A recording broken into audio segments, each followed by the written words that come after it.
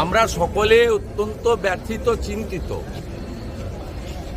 বাংলাদেশের হিন্দুদের অস্তিত্ব রক্ষার লড়াইয়ের যিনি নেতা চিন্ময় কৃষ্ণ প্রভুকে দুপুরবেলা মৌলবাদী ডক্টর ইউনূস সরকার গ্রেপ্তার করেছে।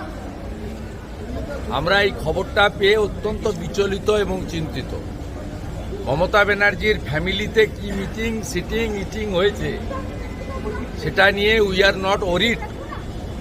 আমরা এটা নিয়ে ওরিডও নই, চিন্তিতও নই, আমরা ভাবিতও নই। আমরা সকলে ভাবিত বাংলাদেশে হিন্দুদের অস্তিত্ব রক্ষার যে লড়াই চলছে তার প্রধান মুখ চিন্ময় কৃষ্ণ প্রভু, তাকে মৌলবাদী ডক্টর ইউনূসের সরকার একটু আগে গ্রেপ্তার করেছে। আমরা নিঃশর্ত মুক্তি দাবি করছি। মুক্তি না দিলে বাংলাদেশ ডেপুটি হাই কমিশনে